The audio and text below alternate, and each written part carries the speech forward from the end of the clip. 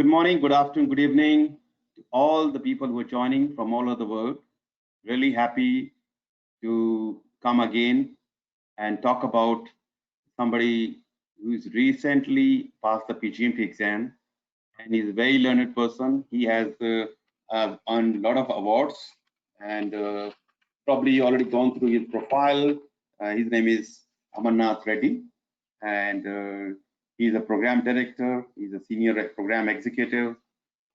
He has been working in the water area for a long time. So before the session, I was talking to him. I said, I think I should call you as a waterman. You have been working on the large multi-billion-dollar water-related programs, and anything within Australia, if anybody talk about water, has to be you, and they have to talk about. So I think we have today we're going to learn a lot from you, Amarnath, especially the way you start a project, a program, and how you make sure the team is working and get the work done. I'm really excited to have you here, and I will give you an opportunity to talk about yourself. And before that, I'd like to talk about the recent award, or you are finalist in one of the recent awards, Australian Engineering Excellence Award 2020. You and your team were finalists, and last year you actually won an award with the Australian Association, that's the Infrastructure Innovation Award.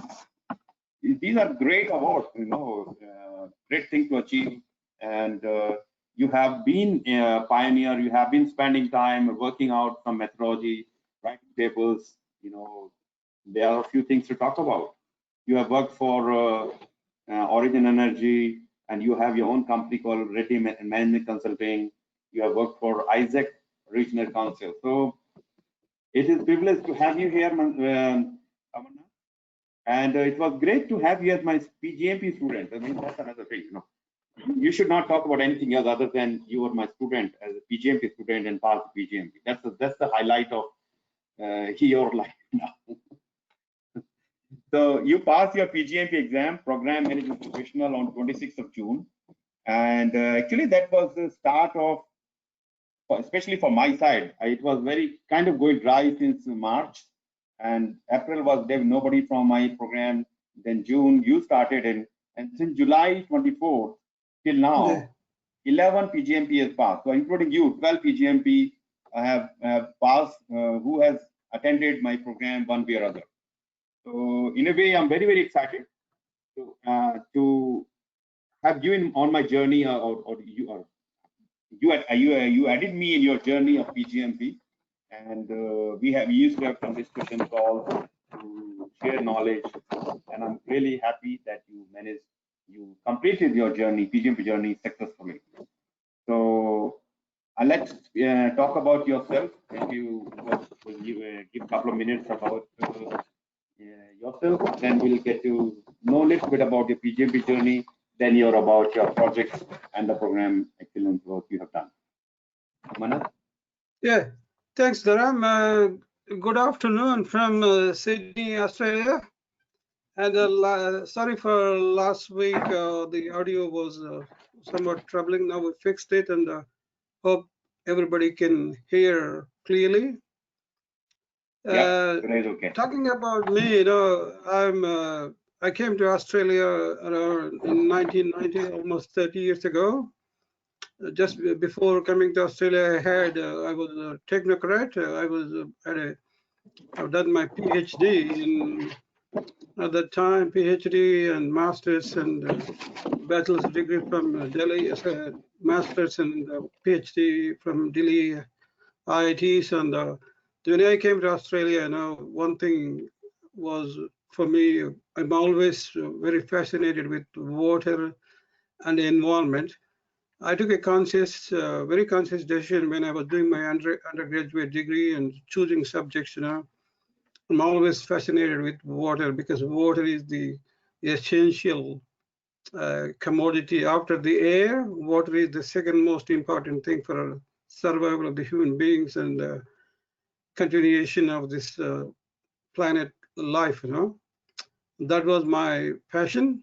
And when I came to Australia, then Australia Dharam knows because Dharam lived in Australia and Sydney. Australia got a lot of beautiful environment, beautiful beaches, and plenty of everything. One thing I'm really love working in Australia because Australia gives the utmost importance to the water and the environment, pristine water, pristine environment. The one thing I want to highlight here, just to give, when I came to Australia, the Australia water was so pristine, without any treatment, water was able to be supplied to the houses. Then when I came, I think the WHO, the World Health Organization, changed the drinking water standards. I had the luxury and the opportunity to work to build the so-called first water treatment plants in Sydney. And that was where I spent a lot of my time initially, even this is where I'm going to go into the next page. I got involved in developing what we call the technologies to treat that means the embryonic stage, even doing the pilot testing, prototype and everything. So that gave me getting into technology side. Yeah. And while I was doing the technology, then implementation came. That's where I started using my project management skills. So I blend my technical skills with the project management skills. And also I blended as I grew with the companies and the leadership side, business development side. So I try to balance my skills, both technical and the project management, business development and leaderships. So if you see my profile, I have certifications in all these fields. And one thing I said to Dharam, when I took the program management is, if you look at the even choosing the PMI, there are many organizations which give you the certification, but I chose PMI because PMI got the utmost reputation as an organization, which their certifications got more value than any other certification provided by any other organizations in the project management sphere. I can vouch for that because I have been in this field for more than 30 years. I'm a 58 years old man, so you can imagine if I'm giving this guarantee for PMI, that means I've done a lot of research before choosing the PMI. I can tell you with confidence, there's a lot of guarantee. And then for me is, basically for me is mostly validation of my skills because I was already in a senior executive capacity for many years. So I chose to do PMP, PgMP, and PfMP. PfMP is mostly to validate my skill set and my experience I have. Because that's once I get validated by PMP means PMI means I am on the top of my game.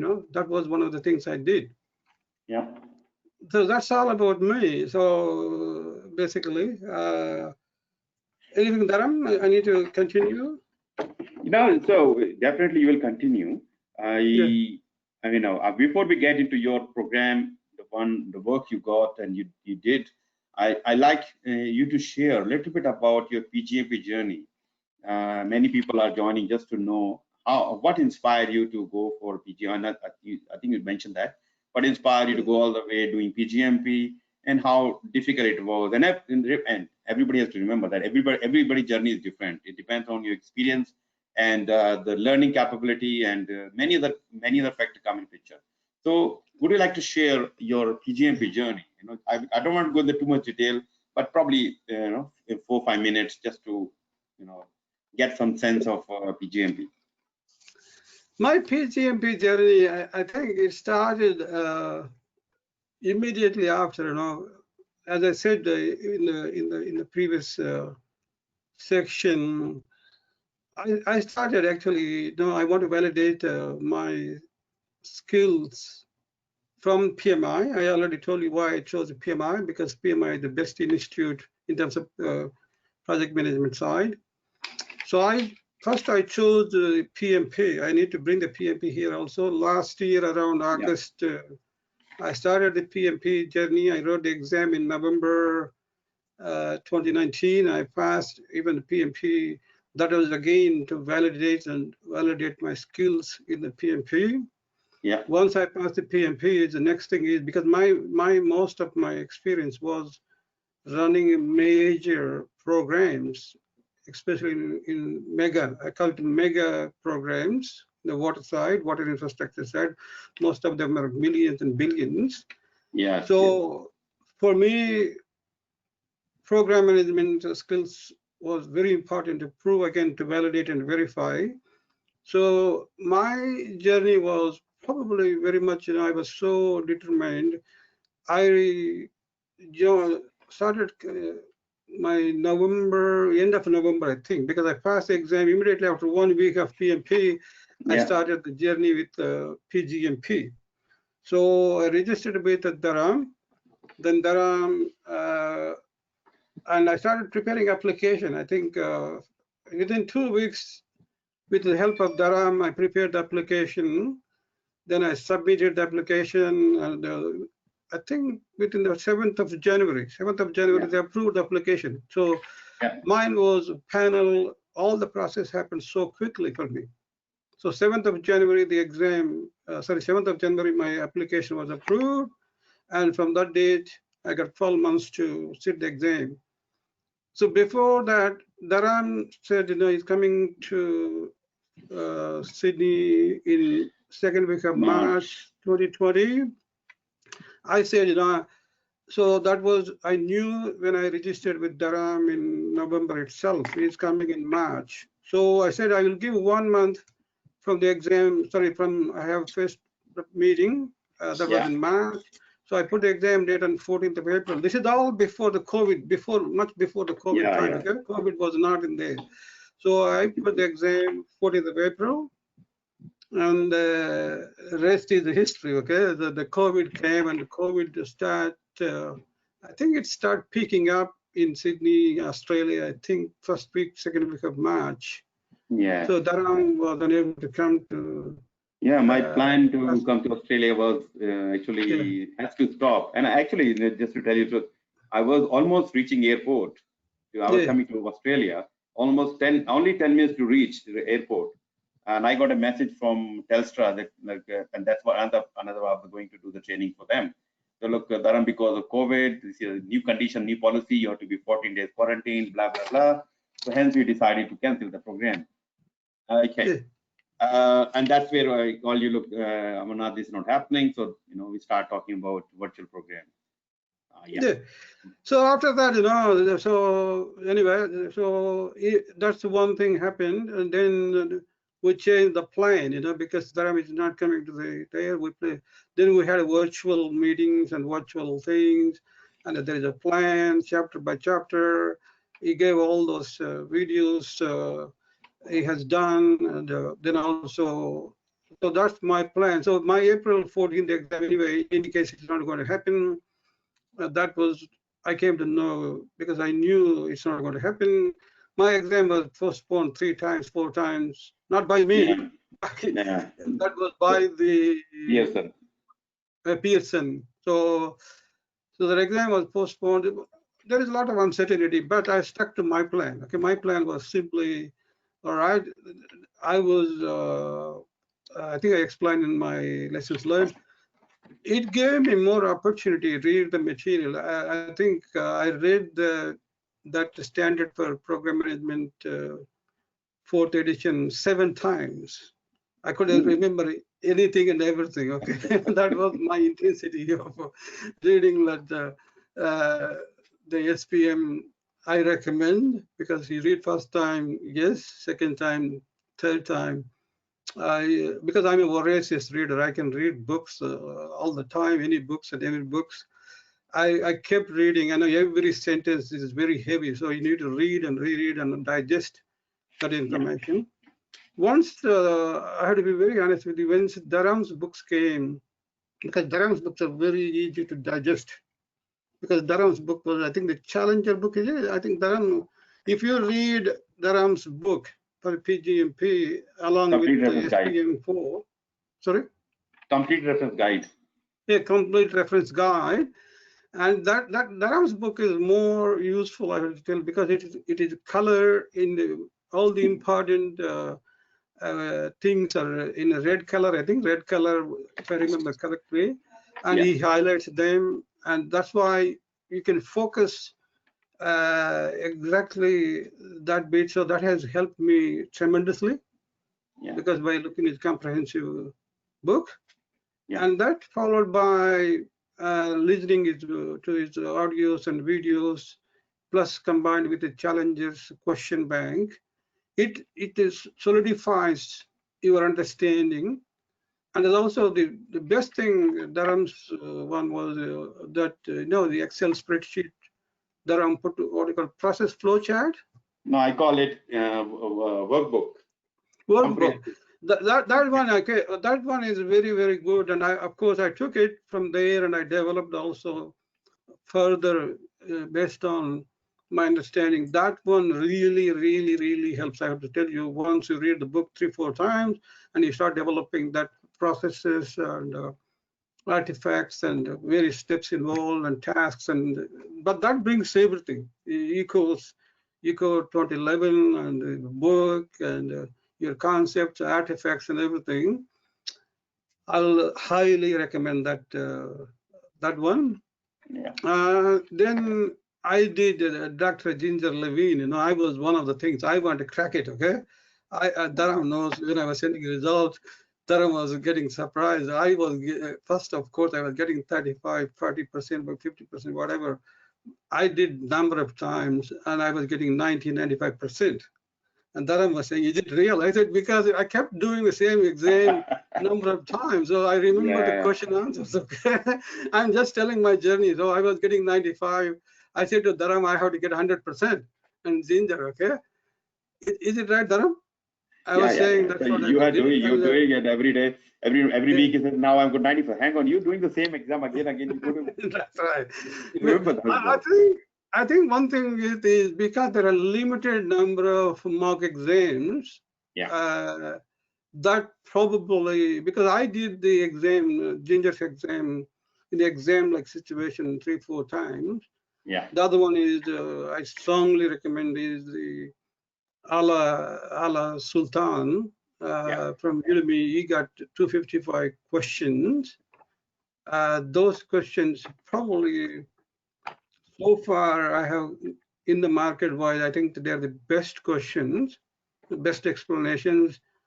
My personal experience is, I think I got around 30 to 35% of questions almost in similar logic, similar wording, and whatever it is. That also helps you to do your exam. I'm talking about mock exam, okay? That all helped me. Basically, for me, when I went to the exam, I was super confident. So confident because I had a lot of time, because I was ready for the April 14th exam. Even April 14th, I would have written the exam, I would have passed with a high distinctions or above target, okay? So I had so much time. At some stage, I was getting bored, because I was reading, because when I was reading the same material again and again, okay? That's my journey. Thank you very much. And you passed your exam on 26th of June. Fantastic. And just for the audience, anybody looking for Ginger's books or Allah's question, so if you contact me, I will be able to give you links which can give you some discount as well. Okay, so you can get discount. Okay, so that's enough about PgMP. Thank you very much for first of all to join my program and follow the journey.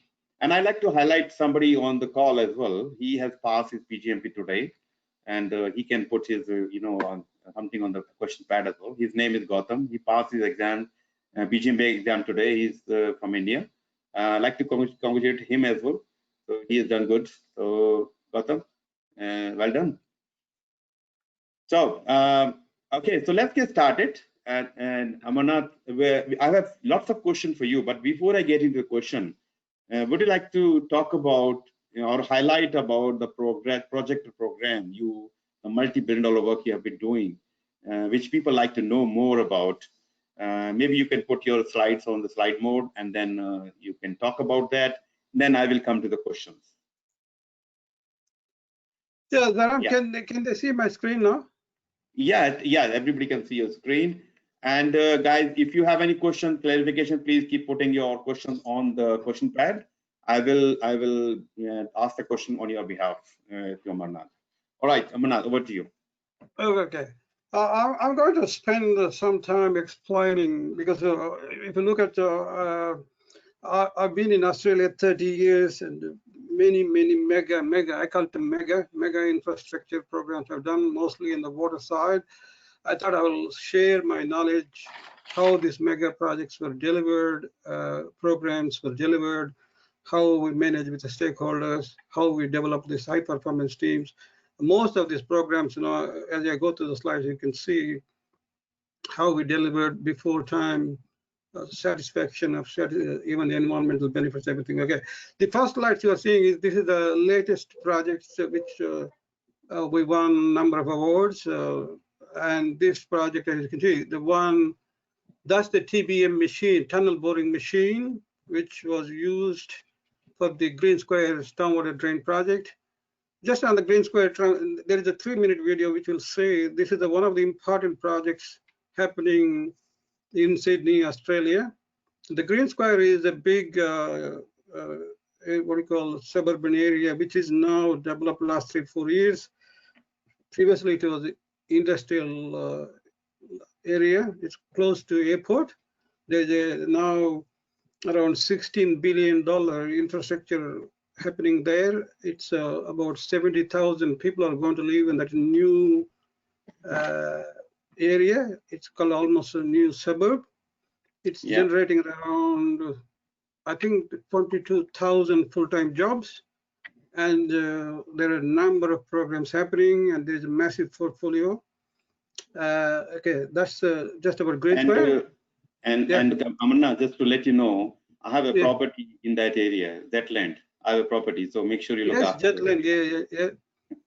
That's Jetland is this. You can see next slide. It will show you there is this one. I just want to give you the pinch of it. This is a 3-minute video I put together. This is part of my winning that award. I'll just play this for your benefit. Okay.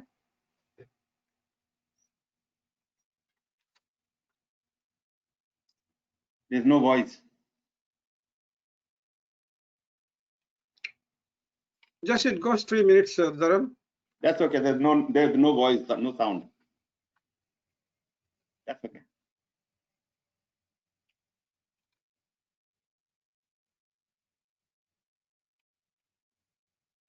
I can see some familiar buildings. I used to go there. Local flooding.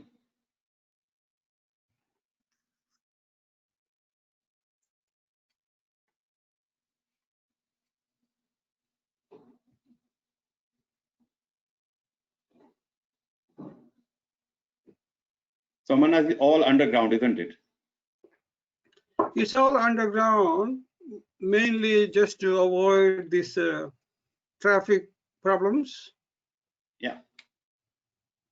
And you will not believe, I just saw the building where I have my property.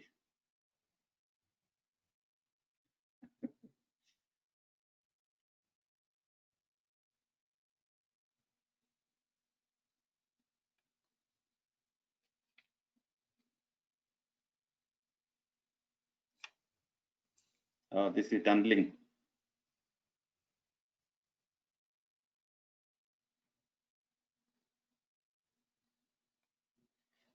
So do you use the same tunneling machine when making tunnel for roads and or train?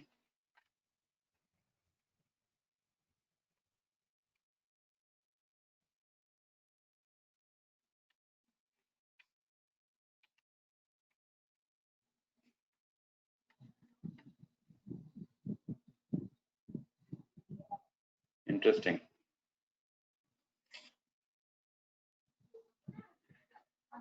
Maybe you can say a few words because we cannot hear anything. So maybe. Yeah, this one, as you can see, very complicated project because this Anyway, we had a floods in November 2018. Yeah. You can see now this whole project is built for managing the floods, and that floods were able to be easily passed through, and that was a great success. Yeah. And also we are doing all the stormwater we are harvesting. That means we are saving the precious water. Yeah. All right, that's the video finish. Perfect. Okay. So, would you like me to ask you questions? Yeah. So, and I can see the great work, and especially that busy area of Zetland near airport and tunneling in that area. You know, I get excited to see the tunneling device itself, because that goes inside and you keep cutting, and then. So, and I'm assuming this probably have thousands of people working. You know, maybe hundreds of people working on this particular initiative. So, how do we maintain the team cohesiveness? Because it's so complex, making sure everybody is motivated, excited, and connected. So when you're handling projects with multiple stakeholders, can you share your experience with an example?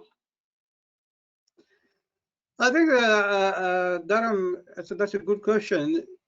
One thing I want to say, this project, you know, from the delivery point of view, it was delivered using the alliancing model, okay? Alliancing, okay. Yeah, that's where I'm going to, there are slides I want to explain what is alliancing model. Alliancing model is where both, we call this technical word, both OP means owner participants, which are the clients. Yeah. NOPs means non-owner participants. So in this particular project, we chose this alliancing model because this is one of the things I'm going to explain, where the contractor, designers, various companies will come and involve. They come very much early in the piece. If you take the program life cycle, which is called an initiation, various things, even the so-called NOPs, which is the non-owner participants, they get involved very much early in the piece. That is the beauty of the alliancing model. Instead of waiting for, you know, normally in the traditional contracts, which I'm going to slides anyway more into details about. You want to share the, sorry, would you like to share, bring that slide so that when you're talking, maybe everybody can relate to it? Yes, but this is the, okay, I will show this slide. So if you see, are you seeing these slides? Yeah, I'm seeing the slide. Yeah, everybody's. If you see these slides, if you see these black dots where you see, depending on different model, in alliancing, where this black means where the contractor, even the negotiation happening, okay? If you take this is a project or program life cycle, if you use that, I don't want to go into details, but you know, initiation, planning, because now we have more anyway, but this is all five phases of program life cycle. Okay.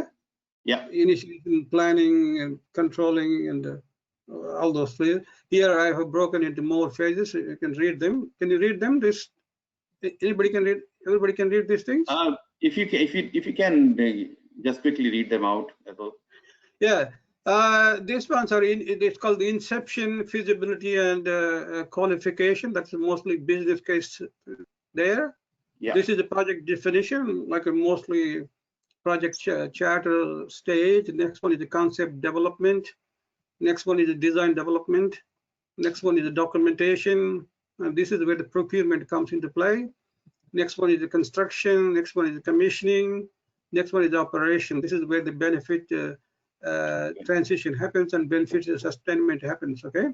Yeah. But if you look at the various models, I'm talking about the alliancing here. You can see here the contractor, the construction company are the NOPs. That the NOPs could be, it could be designers plus construction. It's a consortia, various companies. They get involved very much here, because when you deliver projects of this complexity with so many stakeholders, so many other interfaces involved, you want to get them involved very much early in the piece. So they will travel at this stage.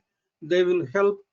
They will work with the client, defining the scope of the project, risks and opportunities, stakeholders, many things.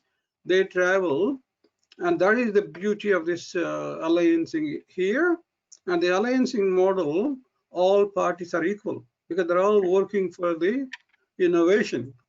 They are working for, there is a commercial incentives involved in terms of Painshare, Gainshare, and also the safety-wise, environmental-wise, and the community compliance. I'm going to show specific slide where what model and with the KPIs, KRAs, everything for this project.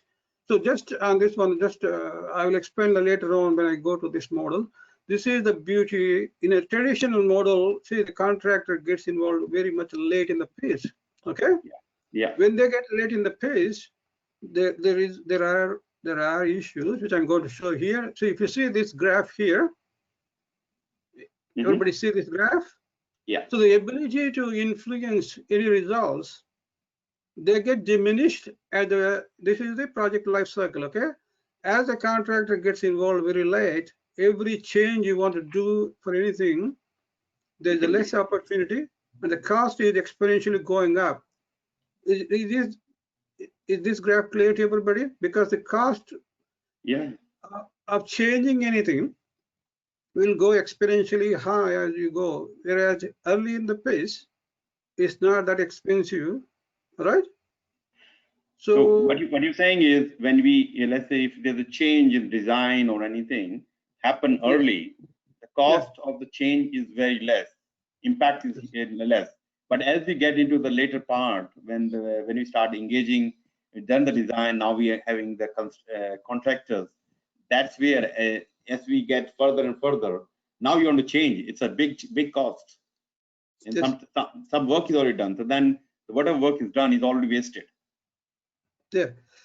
So if you say alliancing, I'm going to that slide again to show you. So you got this, your partners, your design partner, construction partner, and all the companies. You got, as I showed you in the, I don't know whether you observed in the video, we have over 5 companies, companies who are expert in their chosen field, you know. We got a community consultation experts. We got the micro tunneling, the TBM machine, you know, you saw that that experts, somebody experts in different fields. We have to marry 5 companies.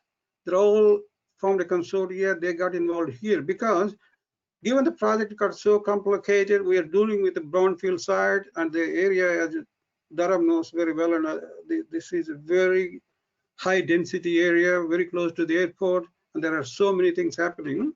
Yeah. So we have to get this industry innovation. So we use this model, and that one where you get the benefits. So they will be part and will be defining the scope. Everything happens there.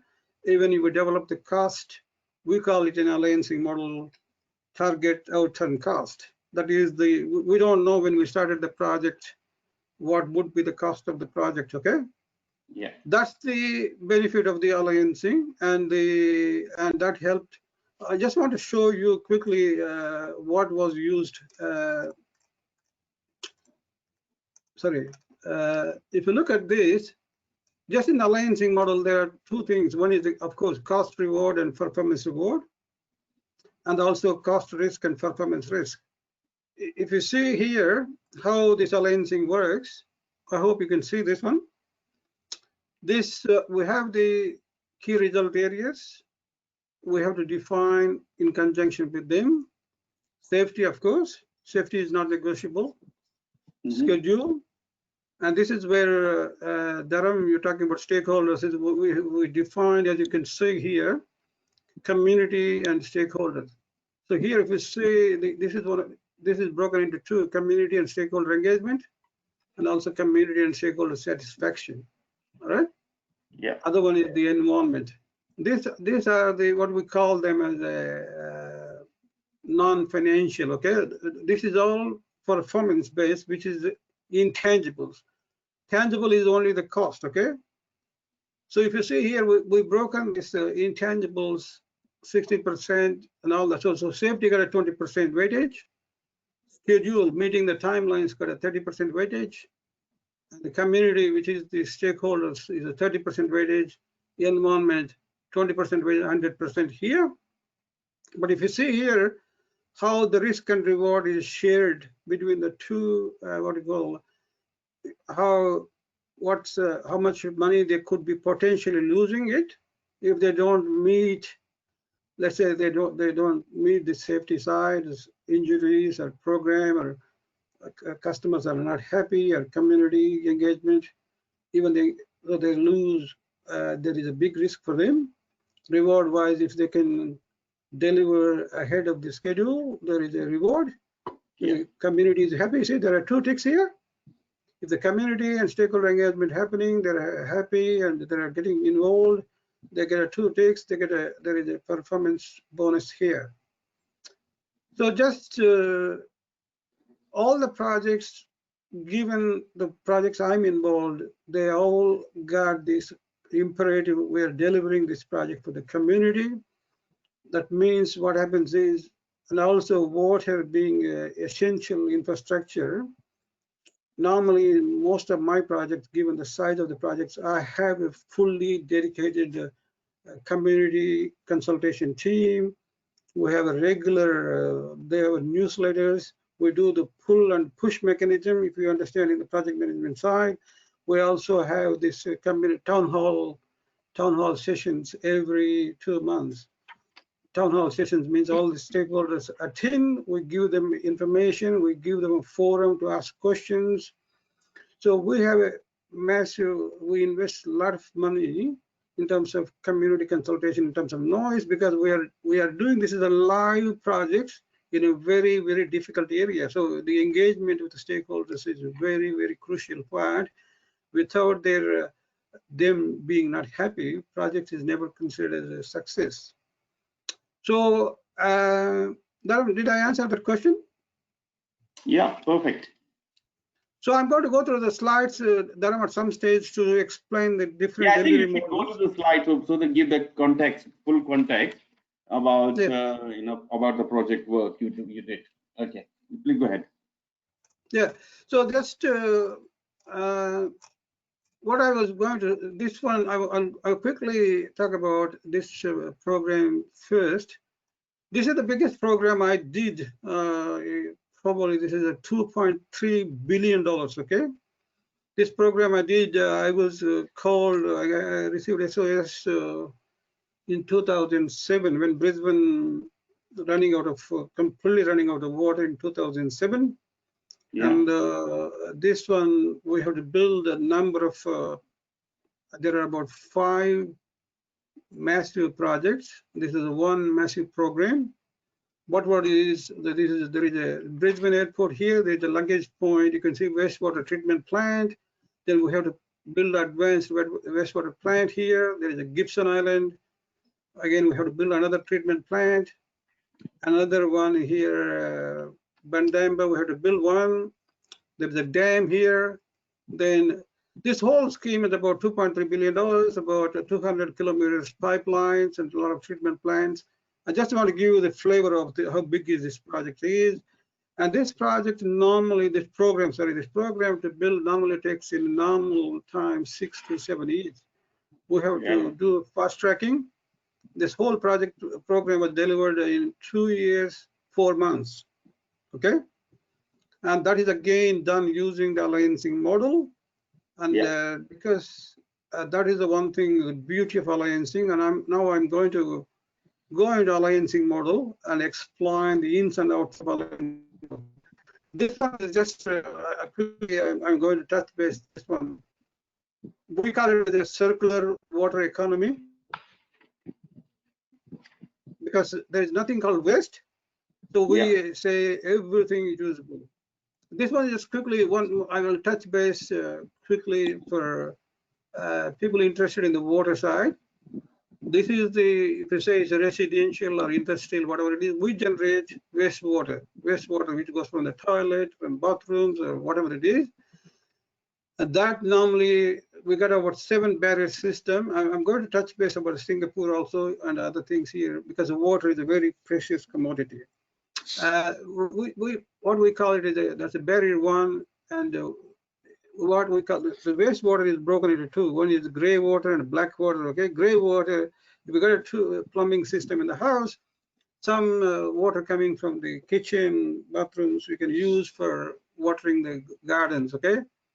But anyway, once the wastewater comes to the treatment plant, it is treated at certain things you can use for golf irrigation, whatever. That's just a first barrier. Second barrier happens.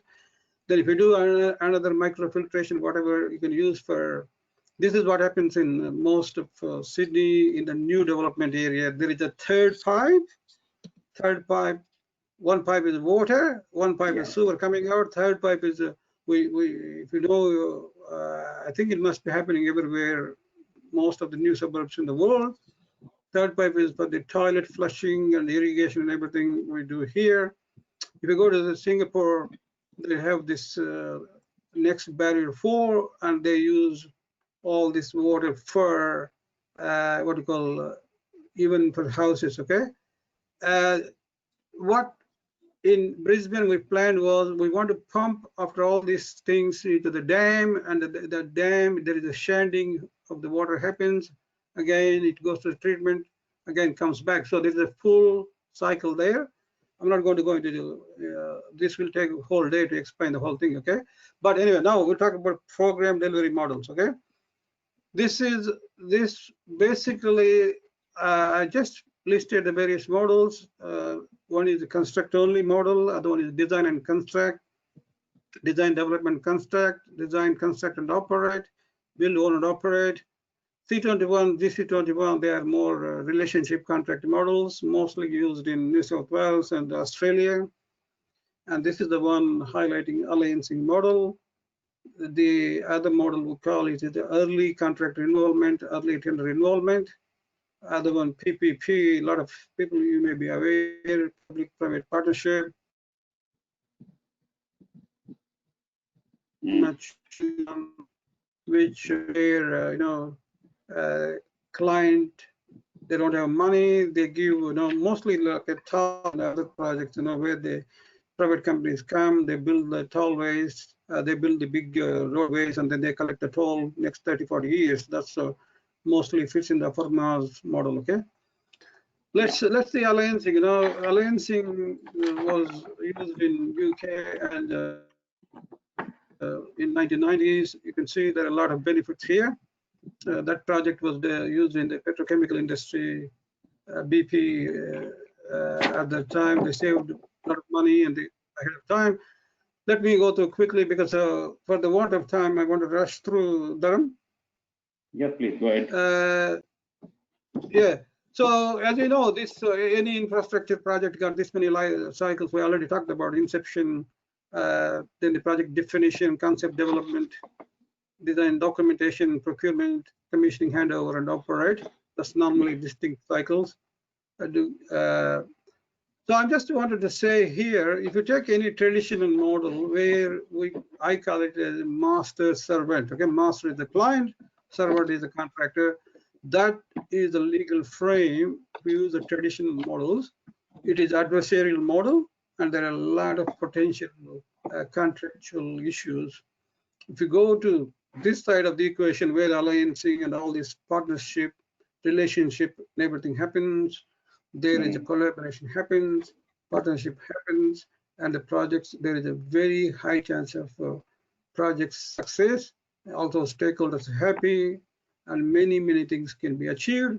So I last 25-30 years I'm operating this space. Yeah. Because I think this is very much archaic in my opinion, because my projects always fit into this here. All right, I think we went with this slide before. I think this will simply explain if we can get projects and our partners involved here, you can have a better able to manage the cost and also ability to influence innovation, everything here. If you want to change anything later in the phase of the project, it costs more money. Same thing. I normally, this is, I always say to these people, depending on where you are, if you go for hard dollars, the risk, like a fixed fee, the contractors base all the costs, the risk is very high. If you had a project where you want to fast track, there are many unknowns, this is where the alliancing fits. risk embracing test. This is just a simple explanation where the risk lies between the contractor or the client in any model. So the alliancing models, because they're going to be fast tracked. The reason most of my programs are fast tracked is because there is a regulation date by the government, either federal government, a state government, a local government regulates, and they negotiate with the public, because sometimes the water is running out or water quality is not good. That's why we don't have a lot of luxury, because we are time bound delivering these massive infrastructure programs. Yeah. All right, so we went through this one. I just want to highlight, this is a very important slide. And I say to you, if you can get your partners, industry partners, whether it's construction company, design company, or whoever the people, get them involved in this, the rate for the project is very high, and the innovation and stakeholder management, everything. So that's where the alliancing fits it here.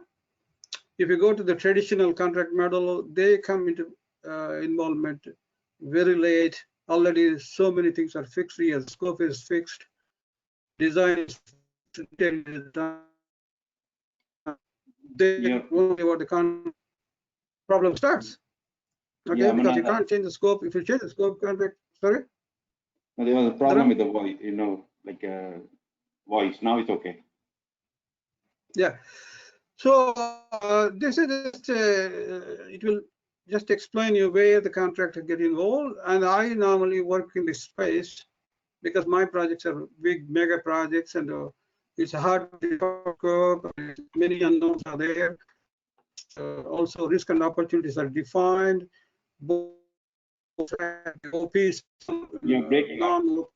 Amarnath, you're breaking up. Okay. Yeah. Just to like to take opportunity, while we are having some little bit voice issue, but let me take opportunity to thank everybody. And also, I have shared the PDU code on the chat. So I will read out for the people who are going to listen to the recording for the benefit of them. So we're not going to send that as part of the email. We are sharing now. So people who are really watching, they get the code as well. So the PDU code is 399876, S for Sam, V for Victor, A for Alpha, O for Orange. That's the PDU claim code. You will get one PDU. So 399876 SVAO. Then course identifier is PMEXP-AR-01. So if you have any question around these codes, please let me know. You can write an email to me, but it should be clear. And you can, if you watch, maybe when you get the recording, you can listen to it again. So yeah, just want to make sure everybody had the right code, and you can claim one PDU from this. So we'll continue our discussion. I thought give that code so that somebody, yeah, okay. So. So Amarnath, can I ask you another question, or you want to continue? I just want to continue. I just want to finish there quickly. So next slide is quickly. You can see here the risk sharing between the owner and the non-contractor. Again, as you go to alliancing, very much, the risk is shared between the two parties. If you go to traditional design and construct other things, all the risk is there. This explains to you in a graphical form, okay? But I just want to go. I just want to explain the alliancing. These are the key principles. They're set on tombstone. It's an integrated team, very much based on the relationship-based delivery model. It's an open book, because every dollar spent by the NOPs can be audited, and everything is open, and the cost reimbursable. Every dollar spent on this project is paid by the client. There are unanimous decision, and it's not a what you call majority decision, and there is no blame culture. And as I said to you, it's the incentivized performance. I showed you the risk and opportunities. Risk and opportunities both are openly part and parcel of the developing the cost as the project is going through different phases. every risk is looked at it, opportunity both will be exploited and they will be looked into. Anyway, this is just the quick explaining the alliancing model. When is alliance suitable? For most of my projects, alliancing is suitable because they're mega infrastructure project. We start them, so you can see when you need extraordinary outcomes, the alliancing provides that benefit. Risks are unknown and cannot be, again, assigned to one party. Again, this model comes into play, where the budgets and schedules are limited, because that's what happens to most of my projects, because public is saying we want a water, the drought is coming, or some treatment plant is not, water quality has to be improved, because we don't have too much time. And the other one is when the project scope is unclear, because when we have to deliver these projects in a short, fast-tracked way, we can't have the luxury of time. We have to start the project, we work the industry pattern. When the project scope is unclear, again, the same thing. When there are various, this is important thing, Dharam, where there are so many key stakeholders, there are too many interfaces, and also relationships are complex, because we're dealing with the government agencies, we are dealing with the politicians, we are dealing with the public, As I said, this is one of the key aspects, because water being essential infrastructure, we are digging these pipes in the backyards, we are going through many things. So we are having massive interfaces with the various things. We need the alliancing going on. Next, where the community interests are complex and require a special approach. Again, alliancing delivery model will help. I'm just going to say one of the benefits of alliancing is this is where probably high performance culture is one thing which is the central key theme of alliancing. What is high performance culture means? This is where the interest of all the parties, because we have a commercial framework, we agree, because all the parties are getting benefited. When you say all the parties, means the OPs and the NOPs. There is improved risk management. When I say that improved risk management means both risk and opportunities, because everybody is working for the goal of achieving the outcomes. Because if project can be delivered less than the time prescribed, less than the money, we call it the target outturn cost, both parties share the savings. Early involvement of, I explained there, even before design starts, parties get involved. There is a reduction in resources needed, because there is one thing with alliancing is there are no contractual disputes. There's no avenue for legal avenue. We can't go to the court. That's the way this alliancing model works. Any disputes, I will explain the governance. You can see once the governance explained, you can understand. There is no avenue for legal avenue here. Everything has to be resolved mutually by both parties. Performance and innovation, because there's no blame culture. There's an open and honest culture there. There's a greater transparency in project prices. No contract variation. This is the beauty of alliancing. No contract variations. Yeah. Next one, sorry, this is high performance team. We talked about a clear understanding of purpose and mission of the project, because from the day one, every team member, they know why they are there in the project. There is, I think, every project, every program I've worked, we spend 2 days, 3 days defining this. What is this program charter, program mission, vision, all those things. I will show you one example, then you'll appreciate why we take 3 days to develop that, because everybody will be binding from the day one, and we'll be doing health check almost fortnightly, monthly. I'll show one of the examples, real example. Then there is a commitment to meet and exceeding demands, willingness. Dharam, you want me to go with all those things? I was just showing this, what's the alliancing, this high performance culture is. I just wanted to go quickly. So there are a number of... It's interesting. Let's continue. Continue. I'm just continuing, because instead of me going through dot points, there are many about this high performance is one of the key aspects of alliancing. Yeah. There is a no blame culture. Everybody is working for the best outcome for the project. And because there is skin in the designers, and the other thing about alliancing is the best person for the job. It doesn't matter whether you're a designer or a client or you are the construction company or a community. They work out who is the best person for the designer for that job. It could be coming from the client side because everybody is equal. They're all putting the best effort to get the best outcome, innovation, and there is a skin in the game. And it's a very fast integrated team. Decision making is easy because the client is involved at all stages. They are integrated team.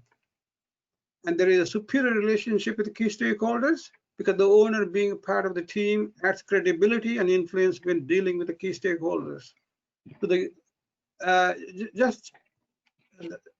these are the many aspects of their high performance is the integral part. And as I said, this is where the stakeholders and everybody, you got a lot of transparency happening. And we have the town hall meetings and public forums and the open things, they can come and see it. They can see all this progress happening. I just want to show, this is what I was explaining. This may look like a one-page sheet, but you can see how much. This is the luggage point. This is luggage point is one of the project I showed you. This is about $400 million project. This took about 3 days. About 50, 60 members come up with this, I call it as Alliance Charter. It got the vision, objectives, values, behaviors, and principles. I'm not going to go into the dot point. What I'm saying is this is where we spend time at the beginning of the project, beginning of even this is the project actually. Programming, I showed you there are 6, 7 projects in that program. This one will tell exactly what needs to be done, what we agreed, and this is what is sitting on everybody's desk, and everybody will be working towards achieving all these things: happiness, empathy, excellence, recognition, commitment, respect, integrity. And there is a collective responsibility, and there's an open book governance, the governing no blame culture. Nobody will be blamed for there is honest mistake. Fine. See, honesty and frankness is viewed as an opportunity to learn, civilized discussion. Yeah. This is not just writing on the wall. They will be queried and quizzed because this is combinedly developed by all the parties. And throughout the duration of the project, we will do the health check against things defined here. Okay.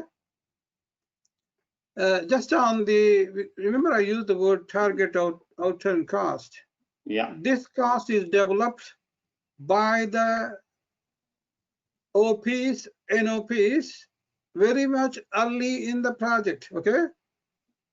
That's where when the consortia was selected, consortia in this case NOP, non-owner participant, they work with the client before the job is awarded because we pay them whatever the amount, and they could travel for 4 or 5 months with the client, having a number of workshops and defining the risks and opportunity, the costs and everything. Based on that, both parties agree target outcome cost. Okay, target outcome include the direct project cost, indirect project cost, which are the company profit, whatever it is, corporate overhead. So, sorry, direct costs up to here, this is the profit and the corporate overhead, that's called the fee. That is the only bit. Okay, that is also agreed, and this whole thing is very much transparent, and that is auditable, everything open book. So the next slide will tell you if they come below this target, underrun, any savings we do, both the client and the contractor shares 50-50. Okay, that's the savings here, right? That's what they aim for achieving underrun. most of the programs I have run, we always achieve through innovations, design developments, and all that. We always achieved under run. That is the incentive for everybody involved in the project. Okay, that's the incentive. Let's say there is an overrun happens. Still, you can say again there is a as far as the contractor risk is now it's kept here. They will never lose more than this. They will always guarantee to get this reimbursable cost. Reimbursable cost. Only thing is they may lose this full amount in case that is this is amount. They could end up here, but whereas that's why there is a lot of incentive for the client also to operate in this zone, and most of the times you will end up here. Okay. This is just a slide to explain you what's the it's interesting, very interesting. No fault, no blame, good faith and integrity, risk and opportunity sharing happens, transparency throughout, joint management, no disputes, no legal disputes, no avenue for legal. Okay, best for project, and these are the items. Value for money is the key. Just on the governance, last slide I will explain the governance side. What happens is there are 4 layers of the governance. Okay, there is a wide project team. This is the team, both client and the NOPs all work here. We call it the integrated project team. The next level of governance is the alliance management team. This is the management team. They meet fortnightly, monthly, and at every level, the decision has to be made unanimous. In case there is no unanimous decision, they can escalate to this level, AMT level. The AMT is some sort of what you call mid-level managers. Next level is the alliance board or alliance leadership team. This is where you can call the chief executives from various organizations, sorry, not chief executives, general managers, that level represent here.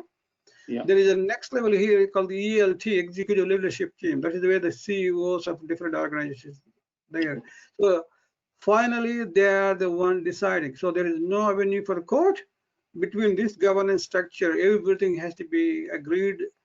And even at this level, if they can't decide, they can escalate to ELT. That is where the CEO of each organization will be deciding.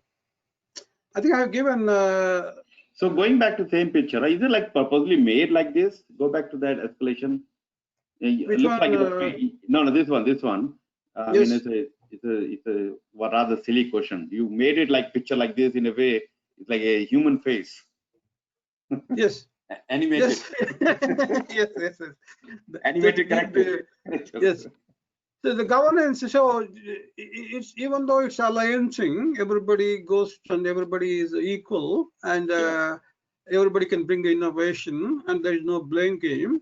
But there's a governance there. There's definitely governance is there. As you can see, there are 4 layers of governance is there, right? Yeah. Good. Yeah. Dharam, I have gone through my slides, and I'm happy to take any questions.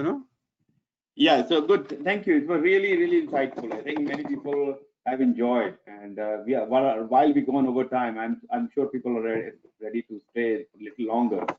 So I don't want to lose the opportunity of having and I don't know when I can have you back on the program, but I'm happy, guys. If you have any questions, please put that on that. So many slides Amarnath has shared. Something you like to talk about. When I start thinking, I have created a lot of questions, but let me see if I can ask you a few questions. So Amarnath, the one question from start, cradle to the grave. I saw the picture of grave. Can you share your experience on the significance of program manager role in handling this kind of large infrastructure projects? Yeah, I think that I'll give my personal experience. Okay, one of the things what really I get involved, very much embryonic stage, given my level of experience in terms of overall understanding of any project, any program, because as I said, most of programs I have ran, is very big. They're time bound because there's a lot of these programs are regulated by the government to deliver by a certain date. So everybody watching, public is watching, media is watching, everybody is watching. So what happens is I have to come up. I have some team has to come up with the ideas and everything. So normally I take the lead even developing this embryonic stage. Okay. So one thing, luckily, last 30 years was given my overall understanding of complexities from the technical point of view, even in developing the business case point of view, developing the leadership point of view, managing teams, or even project management of view, program of view. Somehow, I take the lead. Okay. Yeah. Even at the embryonic stage. So I manage the teams.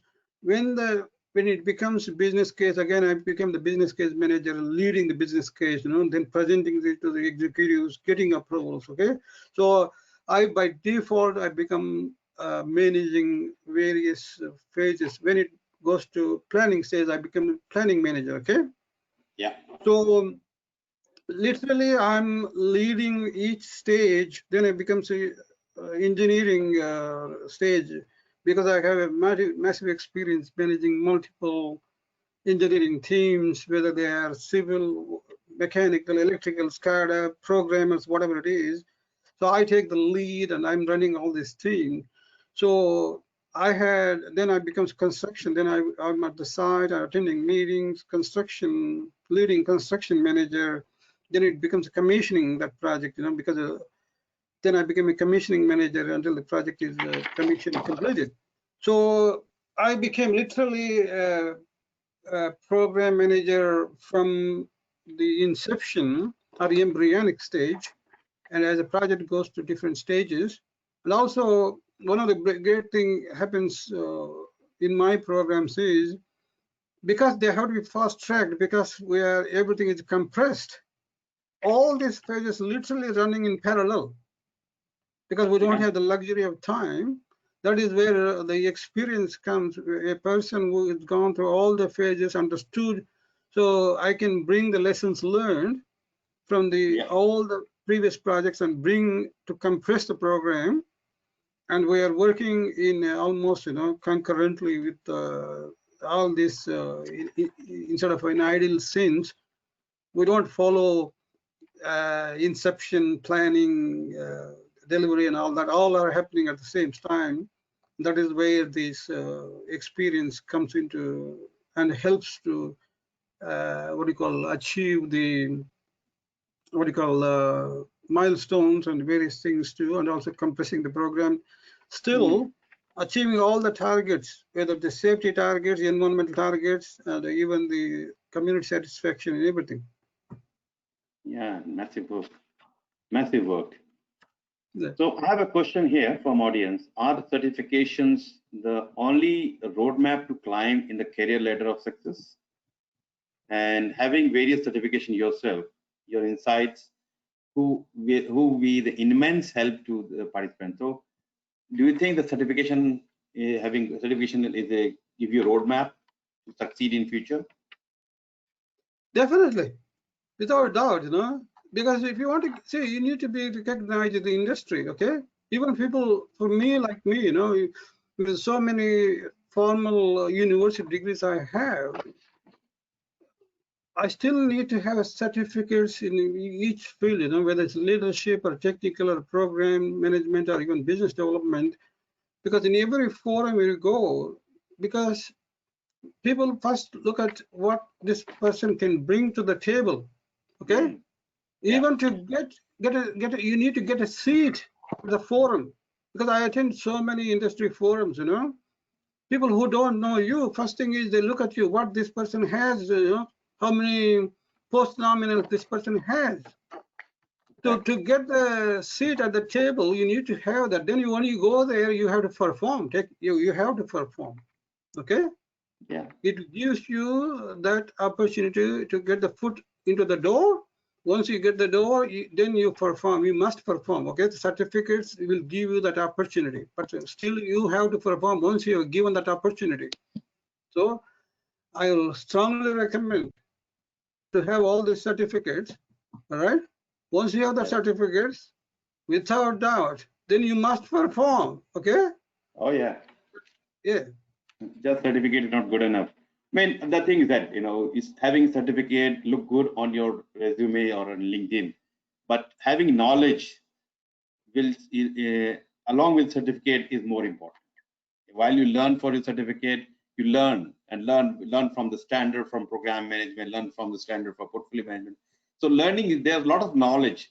How you learn and how you apply in the certificate and day-to-day work, that is very, very important. Yeah. So I have another question for you. How do you continue to improve and create value in the crisis scenario? Because I can imagine you sometimes there are huge crises, a lot of confusion, but how you continue to improve and create value? I think one thing for me, when crisis is when you have so much experience, I'm talking about again myself, is I've been in situations where, because we are dealing with the public day and night, okay? Because when I say means water being essential service, because I'll give you this example. This is classic example for me because I'm dealing with the essential infrastructure. Because see, people can't survive not having a water more than for 2-3 hours, okay? Whereas the road is broken and something is broken, they can say, yeah, all right. So we are dealing with 24/7. Yeah. So if the water quality, you are receiving the water at your house, it's not good. People are complaining, okay? Same thing. So some pipe is broken. That means you can't go to the toilet because that whole thing is shut down. So everything I'm dealing with a crisis, even when I'm delivering the program. So what I deal with is generally we have a crisis management, emergency management, what we call. So normally I'm not dealing with every day with the business as usual. So for me, is having a cool head because I'm leading. My team needs to know what the leader needs to be confident. That's what I share to them. I show a lot of resilience, confidence, and I create that confidence in my team, And that's basically if the team looks at the leader. Leader cannot be shaken. Leader need to be confident. I take information, I process information, I prioritize, even able to think with a cool head, very critical in the crisis situation. Because you need to give the confidence, because I'm the due to my management, I'm dealing with the senior people like CEOs and everything, and also media, especially the media. We're constantly facing the media. So you need to show that confidence to the media. You need to show to the stakeholders. You need to show everybody the confidence and everything under control. Those are the various aspects I always do. Things always fall into place. Because if you panic as a leader, the whole team panics. Everything goes into berserk mode. Okay? Definitely. Yeah. So maybe some tips doing yoga and meditation can also help keep you. Yoga and meditation definitely helps. Yeah. The other thing is always I say to the people, because if you panic, you stop thinking illogically. You need to be resilient and calm and quiet. You can think logically. If you can make decisions logically, even in this crisis situation, if you have to be resilient, all the decisions will be logical. Perfect. So, Amarnath, I have last question, unless somebody from audience will ask. This is to do with, we start talking about PgMP exam. So, any advice, ways to maintain dedication and discipline while preparing for exam? So, given that we're talking PgMP and even PfMP, how you maintain dedication and discipline, and what should be the milestone that should be you keep in your mind while you're preparing for the exam, to know that whether you're progressing well or not.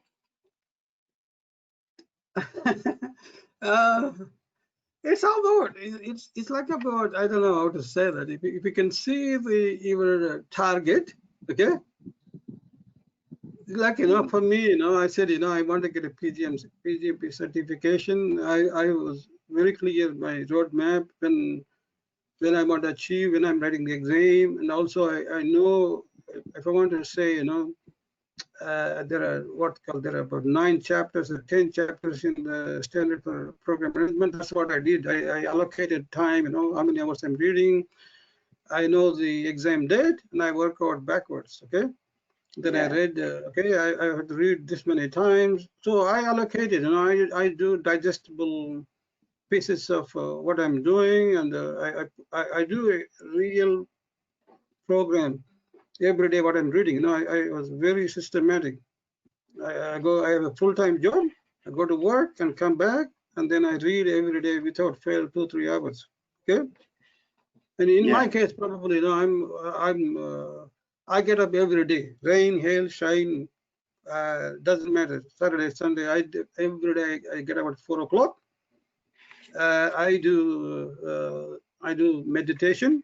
I do other things, and that really helps me. I do a lot of deep breathing exercise, and that keeps my mind very calm and collected, cool, calm, and collected. And I study in the morning, minimum one to 1.5 hours before I go to work. Then I come back from work. Then I go for a walk with my wife, and again in the evening I read for 2-3 hours. I do that systematically, daily, day in and day out, day in and day out. And that's what I do for this exam. And I do now, even now, whether I have exam or not, I read. I'm a voracious reader. I keep reading books, and any book, I keep learning. This is the one thing I say to everybody.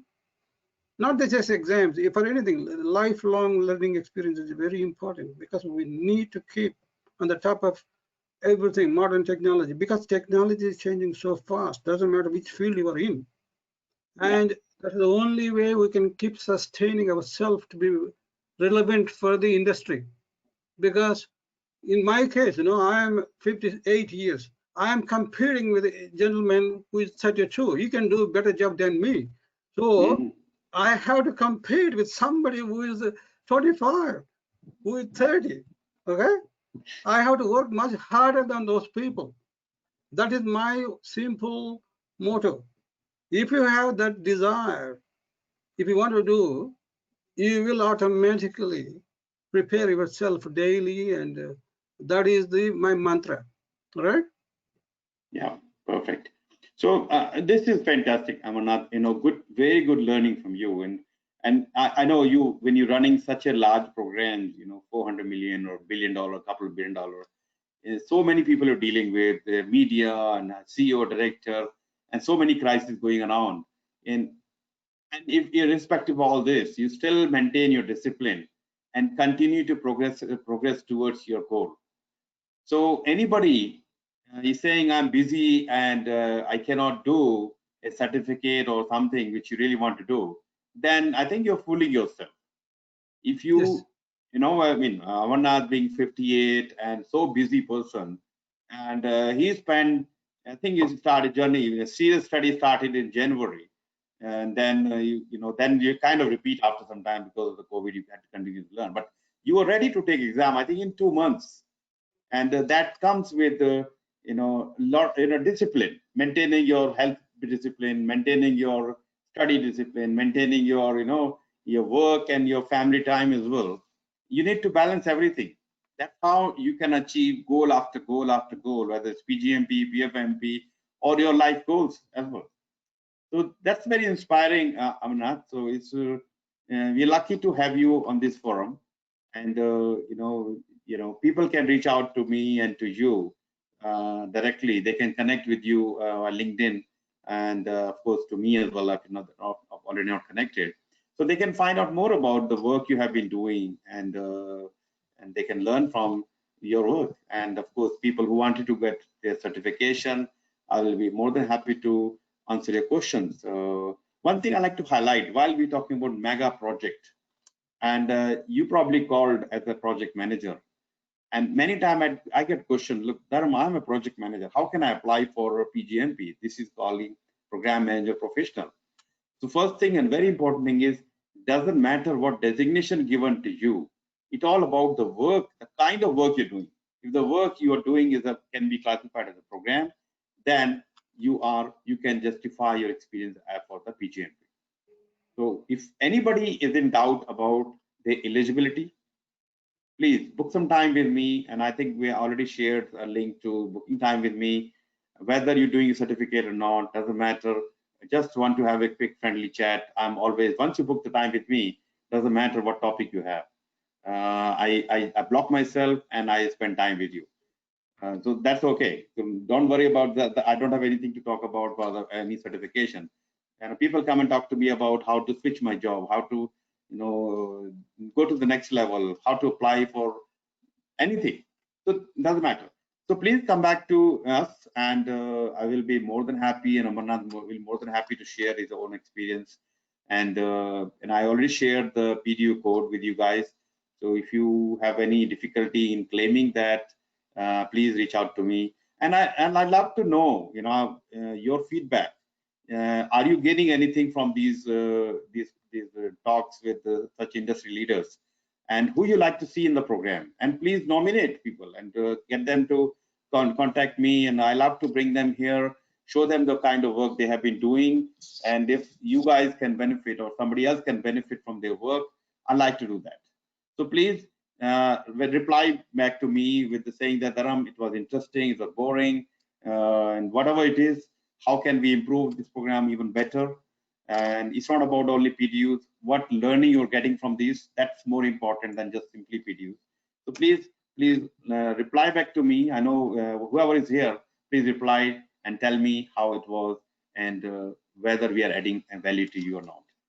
So Amarnath, you have any last words to people on the call? Yeah, I just want to say to people, if I can do it, anybody can do it. That's what I'm saying. Is I'm really mean by that, okay? Because one thing I said, there are a lot of young people. I'm thinking that a lot of young people who could be 35, 40, they have a lot of. They do the certification, they can gain a lot of benefit. Yeah. Even me at the age of 58, I see a lot of benefit, right? And you guys, you get more benefit because you have more career years than me. And me at the age of 58, I'm telling about, this is the truth. Because as you start growing older, your brain cells start dying, okay? One of the challenge, that is true, okay? That is true. Because I remember when I was 25, I can think faster, okay? When I'm 58, but that is why I'm saying it in a real sense. At the age of 58, I can do the exam and I can pass first time. You guys can do it, no problems at all. There you go. So we have inspiration. We have a role model with us. So guys, you should not be stopping yourself. Just don't say that I'm busy. I will do it one day, someday. If you wanted to do something, plan it out and do it. Get it done. All right. I don't see any other question here. And thank you everybody to staying even longer than the plan. We had a plan for 1 hour. We go on more than another 25 minutes more. You're staying all throughout this time and keep you listening and asking questions. So it was really good. And thank you, Amarnath, for patiently answering my question and talking about the work you have done. And it's my pleasure to have you on this program, and it's pleasure to have you as my student. While you were my student, I learned a lot from you. I know you learned something from me. You paid for that, and I learned a lot from you. I have to be true on that, because I'm in a position where I'm contributing and I learn, and that's where it's all about. You give, you gain. That's you continue with doing this, and that's what you're doing as well. You're also happy to give back to the community. And that's where the motive of this kind of program, to give back to everybody and to the project and program portfolio management community. Just learning, it should be continuous process. The day you don't learn, you died. Exactly. So thank you once again. Thank you, Amarnath, and everybody on the call. And see you soon in next program. I think the next program coming with Adrian from Melbourne. He has done PfMP recently. So he's going to share his own experience. I'd love to hear from him as well. So please register to his program and continue to come back and learn from us. All right, guys. Thank you very much. Yeah, please go ahead. Thank you very much, Dharam, for giving this opportunity. Welcome. Anytime for you. Thank you. Thank you.